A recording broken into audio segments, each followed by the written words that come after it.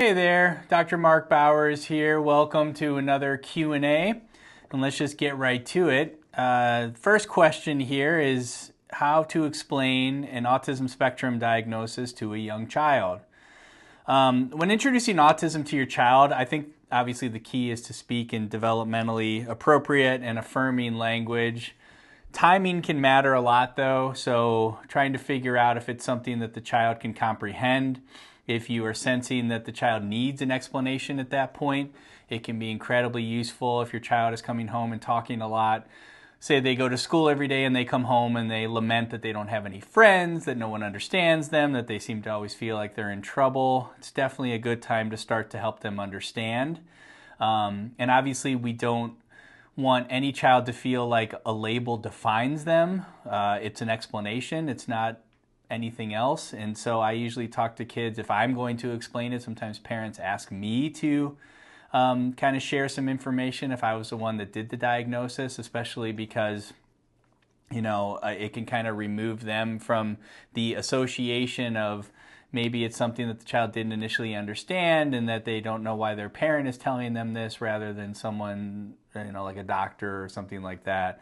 But also, I'd like to explain to older kids too. I'll sometimes draw like a pie graph on a piece of paper and I'll ask the child to tell me some things about themselves that makes them who they are. And they'll say things like, I'm funny, or I'm nice, or I love instruments or music, or I love certain topics, and we'll fill in all the pieces, and I'll leave one slice blank.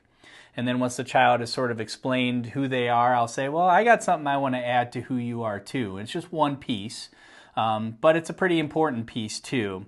I like to encourage more of empowering narratives. For example, like your brain works in a way that helps you notice things that other people miss, and we call that autism.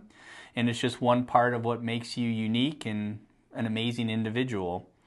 Whenever possible, if we can normalize differences, so comparing autism to other differences, like students in your class who may need glasses or have a peanut allergy, emphasizing that everyone has strengths, but everyone also has challenges. If we can introduce autistic role models, figures like Temple Grandin, or fictional characters like Julia from Sesame Street, can help especially younger children recognize that they're not alone. And then keep the door open. After we've shared this information, the child may not have much to say. They might not even look like they're reacting at all. So just let them know that they can ask you questions anytime, and that learning about this is a journey, not just a one-time talk. So hopefully that's some helpful ways to go about it. Next question is about coping with burnout as a late diagnosed adult on the spectrum. So autism burnout is not just exhaustion, right? It's deep chronic depletion of cognitive, emotional, and sensory energy. And so some strategies for recovery and sustainability include reducing masking, right? So you have to identify where you're performing, in quotes, because you're acting neurotypical, and find safe spaces or people where you can actually unmask. Energy accounting is very important, so using tools, if you're familiar with things like spoon theory or energy bucket metaphors, these can be helpful ways to track and plan your energy usage. We all start our day, I think about it like a tank of gas. We start our day with a certain amount of energy ready for the day, and depending on what we're asked to do, we will deplete that energy in more ways than one, but we need to keep an eye on the energy. And if we need to cancel or defer non-urgent obligations, then that's a great way to cope. We can also build a neurodivergent, affirming environment around ourselves and utilize things like sensory safe lighting, quiet spaces, predictable routines, and accommodations like, texting or written communication instead of phone calls. I know a lot of adults talk to me too about meetings at work and how draining that can be, or workplace small talk and having to put up with that. And so figuring out ways to kind of work around some of that can be critical as well. Workplace accommodations that are sometimes beneficial can include things like flexible hours, having instructions written down rather than verbally communicated, being able to extend our deadlines, and keeping the social expectations at a minimum, things like office staffing parties and after office happy hours and whatnot. You don't want to be misinterpreted as somebody who doesn't care and doesn't enjoy people. It just may not be your scene. And if you have a job where you spend a lot of time around other people and interact with them often, you have to be upfront and communicative about the need to have breaks and breathers. Also having medical support, so being able to consult with therapists who are familiar with autism in adults, who can help guide you on how to pace yourself through the day, how to regulate yourself emotionally, and ultimately how to recover from burnout. So make sure you have your support network set up and have a place to recover, and that you spend your recovery time in smart ways, making sure you're not depleting yourself more, and in fact, you're actually recharging the batteries a little bit more. Okay, so how do you go beyond lowering demands for a PDA child? Yes, lowering demands is really only a starting point in supporting a child with pathological demand avoidance or PDA. Beyond that, there's a number of different considerations that I think are worth mentioning. One is to respect that child's autonomy. Framing tasks as invitations rather than commands. So asking, would you like to try this together, or how would you like to do this, really helps to respect the child's autonomy. Using narratives and role play, and children with PDA love role play. Indirect approaches reduce anxiety. So story-based approaches allow children to explore scenarios safely. So the sillier and more playful you are, if you want to include costumes, or sometimes if you want to do even third party, if the child would prefer to use stop motion animation videos to sort of play things out, or action figures, or they make those magnet boards with little characters that you can place accordingly, and you can change the background and all those kinds of things. Puppets, action figures, any sort of toys. If you need to step outside of the direct communication, you can sometimes accomplish a lot through indirect communication by becoming a character. Let's pretend to talk to each other in a British accent as we work through this can sometimes be something that a child would be willing to indulge, or maybe we will sing the issue to each other in more of an operatic form just to have fun with that. Whenever you can incorporate interest-based learning too, to incorporate the child's special interests into everyday tasks. So like learning math through Minecraft, and there's a lot of really cool homeschool curriculums that are developing now that utilize a lot of popular characters, video game themes, whatnot, that really do help to kind of draw the child in with their interests. Visual timetables with flex options allow your child to swap tasks out or take control in order to retain that sense of agency. So dry erase boards are great for this. Magnet boards where you can slide and move time slots around. You can move other things around. And sometimes we have to say, look, we have this many things to get through today, and we have this much time. So let's map it out together. I don't care when you do this stuff, but this is the time frame of when it has to get done within. And so you slide your little task magnets up until the sections of the day where you think you'd be most likely to be able to finish. Gives, again, a lot of autonomy and a lot of agency. And obviously, co-regulation is key in the PDA world. Being able to provide calm, empathic presence without pressure. And regulation is completely contagious. If you're modeling calm, then the child can begin to calm too. If you're sort of joining them in their emotions in the moment, that can be really tough. And sometimes you just have to be that stable rock that's just sitting there even quietly if the child is incredibly dysregulated, so they can see that's the point they'd like to get to. They're not there yet, but if you can do it, they probably can too. Okay, next question. How do you navigate oppositional behaviors that are sometimes happening among individuals with ADHD? Well, why does ADHD look oppositional? It's because children with ADHD often resist demands. And why do they do that? They do it because they have executive function challenges. It's difficult to start. It's difficult to remember what they're supposed to do. It's difficult to sustain the focus and attention and concentration necessary to get through a task. And obviously transitions are a big challenge. That shift is that executive function where we move from task A to task B. That can be very difficult for someone with ADHD. Someone who's neurodivergent in general is most likely going to struggle with that. Obviously, emotional dysregulation comes up too. There's a lot of volatility in the brain of an individual with ADHD where neurotransmitters are sort of floating through the brain at different rates and different intensities and different paces that we're not always prepared for, and that can cause, even when nothing seems to be happening that would otherwise cause stress, that's where emotion dysregulation can really fire up. Sensory overload becomes a factor. Again, anyone who's neurodivergent has a tendency to be more hyperperceptive, and so you can get overloaded pretty easily. It's often why you hear stories about when a group of kids at school get a little silly, a little rowdy.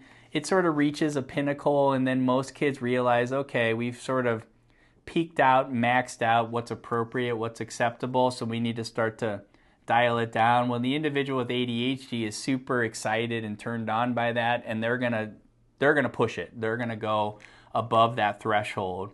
And the other thing that I try to help parents understand is that a lot of kids with ADHD, they can't stop their regulatory system like a sports car. They have to stop it more like a train. And what that means is that they can stop, but similar to how a train slows itself to a halt, it takes a while for it to slow its momentum down enough and roll to that complete stop, versus a sports car, you can slam on the brakes and you're done and you're stopped. If you don't have ADHD and you're being asked to stop doing something, you can slam on the brakes and have a pretty good result. But someone with ADHD, it's going to take longer, and we just have to appreciate and understand that they're not trying to be defiant in those moments. They're just needing some more time. So some parental strategies that can help if you're dealing with or navigating oppositional behaviors in your child that may or may not have ADHD. You can use what's called when-then language. So when your toys are put away, then we'll read your book. That can be an effective, a lot of people use if-then, but if gives kind of the option of not doing it, and so a lot of times we like the when-then. So we're just going to wait on the then behavior until they've done the when. Clear routines and expectations.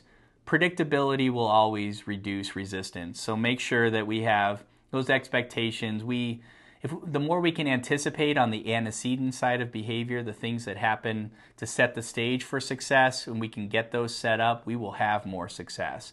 We oftentimes we're taking for granted when things are going well, and we let our guards down, and then something fires up, and then we're on the consequence or the other side of behavior at that point, which is a lot more of a challenge to sort of affect change on that side of things. It's like the horse is out of the barn. It's already out. It's got to run its course, and then it'll slow down and it'll come back to us. Using visuals and timers, externalizing expectations can always help to ease transitions, and of course it gives us some time markers, which is important.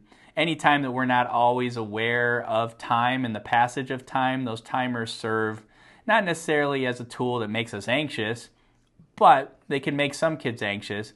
But if nothing else, they do at least provide those boundaries and that timeline that we need to stick to. And then also you can model emotional regulation. Similar to how we talked in other Q&As, that if you stay calm, if you model calm, if you're the role model of calm, it sets the tone. And it's effective, powerful modeling, especially for young kids. Now, a lot of times parents wonder about oppositional defiant behavior within ADHD. The only time we need to start to think about those types of terms is if defiance is becoming really vindictive, spiteful, hostile, and it's appearing across environments. So it's almost like going out of their way to hurt us in some way, emotionally or physically or behaviorally. Also, if there's frequent blaming of others, externalizing the responsibility, anger, and resentment that we see is beginning or is already impairing relationships at home, in the neighborhood, with peers or teachers at school, with coaches, with clergy, whoever you're interacting with. Those would be some red flags that we may want to make sure that we're not dealing with something else beyond attention deficit disorder. And that might not be a bad time to go and consult with a developmental specialist to make sure we haven't missed anything. And sometimes when those things are at play and you're trying medication, you may not get the result you were expecting or anticipating from the medication. It might be an indicator that there's something else going on there. So how do we respond in general to dysregulation? And this is a whole new question, and it can apply to any child, really. This is not just about neurodivergent children. I mean, any child, even any adult for that matter, has episodes in which they get dysregulated. But if you have a child who gets dysregulated often, here are some things to think about. So if the child's already there and we're in the middle of dysregulation, we want to try some nonverbal comfort right out of the gate. So your presence is powerful. Sit nearby. Don't force any interaction. Parents sometimes get into like making little side comments thinking that's going to help. I even see videos sometimes when like the police pull people over, and the traffic stop could go so much smoother if they didn't just add the little digs here and there, the little side comments. I don't know if it's more of an authoritarian thing that comes out in those moments or what the purpose is, but inevitably it's just, you can just see like you were already calm. Everything was going fine. You were getting what you wanted. Why did you have to say that? Why did you have to escalate it? So if you're a parent, don't do that either. Just sit there and just be. Just be with the child. If there are any demands happening in that moment that may cause some of the dysregulation, we're going to reduce those just temporarily, right? We're going to take some of the pressure off and give space, reduce language input, talk less, and if you do have to talk, very few words, and try to make them as positive and proactive as possible, because too many words can overwhelm. And then let's think about sensory support in those moments too. Offering headphones, dimming lights, giving items to fidget with, and you should know in advance what those items are going to be. We're not going to wait until the child is upset to go, what should we try? And then certainly you don't want to be offering options in that moment too. There has to be a plan in place that you're going to put into action once you see the dysregulation. After an episode of dysregulation, we want to co-regulate first and converse later. So we want to wait until the child is emotionally available, and then we can begin to process. You know your child best. You should be able to know how to read those cues, but you can kind of tell when they're done escalating and they're ready to kind of have a chat about it. That's probably the time to begin doing so. And you can reflect together. You want to do a bit of I always call it like a psychological autopsy. So, what do we think happened in that moment? And you may have to even front load that conversation with, hey, I got 2 things that I want you to understand right now. And you might have to sit, maybe the child's sitting right next to you so you're both facing forward instead of directly facing into each other, because that can cause some intimidation feeling. But the 2 things we want to say is, I'm not mad right now. I'm not mad at you. And you're not in any trouble. I just want to understand what happened and what we can maybe do to help next time. Maybe we could not have to spend so much emotion and time and energy getting upset and feeling upset if we had a plan. And we're going to want to, figure out the best time to brainstorm that. And then we want to validate and normalize this experience, because growing up is about getting this stuff under control, figuring out how to regulate ourselves, figuring out how to self-soothe. And we have to remind kids, even though we might be pretty upset, because usually the reaction and the emotion is way outside the scope of whatever the situation was. That's what dysregulation is all about. But we want our kids to understand it's okay to feel big emotions. We all lose control sometimes. And I got to tell you, parents, if you lose control sometimes in your house, it's okay with one condition, right? I mean, it's not okay if people are getting harmed or people are getting traumatized or you're saying mean, nasty things. None of those would ever be okay. But we all lose our cool from time to time. We all have bad days and long days. We're all tired and we get caught off guard sometimes. And the worst thing you can do is blow your stack in front of your child and then just sweep it under the rug. You must, when you're calm, come back to the child and say, you know what just happened there a few minutes ago when I started raising my voice and getting really upset, that was not okay. I had a moment there, and I'm going to work on that. And I want you to know that I'm sorry that that happened. Now, that modeling is so powerful for kids. Anytime that happens, and you can, I wouldn't do it on purpose, but man, anytime that happens, if you can respond that way and model that type of response for your child, that goes so much farther than any other technique that you can really utilize, because they're looking at you all the time as their model, how it's supposed to be done. And we don't want to give them any sense that losing our temper and losing our patience is ever okay. And that's why we have to make sure that we follow up. And then one last thing to go over, a final question today, is just a general question about teaching emotion regulation and flexibility. Now, obviously, we can do an entire course on this if we needed to, but it is possible to build these skills, and I'll give you some brief things that we can work on right out of the gate, and we can elaborate on this more if necessary in future Q&As. But doing this takes time, patience, and safety in order to teach emotion regulation and flexibility. So these skills, just to set the stage, are going to be best learned when the child feels emotionally safe, and hopefully they feel that way more often than not in your presence, that they're regulated and they're open to input, and that the approach is experiential, not punitive, right? We're going to try these things out. We're not shaming, humiliating, chastising for any of this stuff. We're trying things out to see what sticks, what works, what feels best. So what are some tools that you can use right away? Things like the zones of regulation, a very color-filled guide that helps children identify their current emotions and what helps to shift it. A lot of kids are responsive to that, but not all kids are, so you have to have options. Social stories, Carol Gray Social Stories website, excellent place to teach concepts like waiting or losing or handling no. I just shot a video on our social media pages about video modeling. Video modeling is actually capturing the child doing something well, showing a pro-social or adaptive coping skill or a positive response, a regulatory response.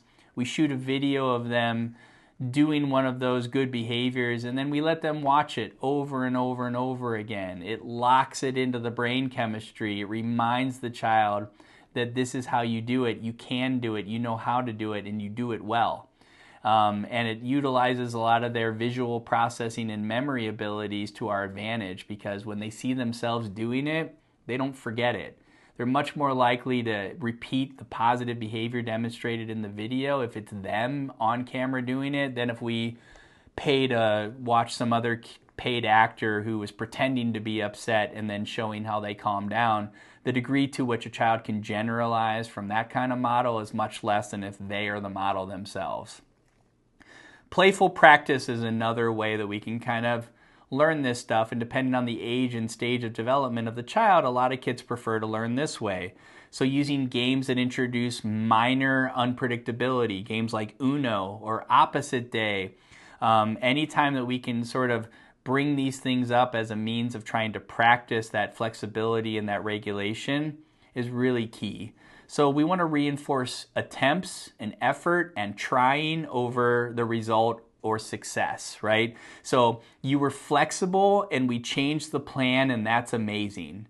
Anytime you catch a child doing that, you have to give them that verbal redirect and reinforcement, right? That you were flexible, that we were able to do that. That was awesome. I'm so proud of you. And hopefully that resonates with the child. Great questions, everyone. I'm really enjoying doing these Q&As. I hope you're getting some good things out of this. And I appreciate you guys sending in these questions. There's a bunch more I got to get to. We're going to be doing these videos every week. So keep the questions coming. I'll keep getting to the stuff that I haven't gotten to so far, and we'll keep the list growing and growing with all of the wonderful things that you guys are working on out there and trying to be able to help and improve upon. I'm super impressed with all of this. So thank you. Thank you for your time and your energy and your attention to your kids. and to pediatric development. And I appreciate you tuning in and watching. Take care.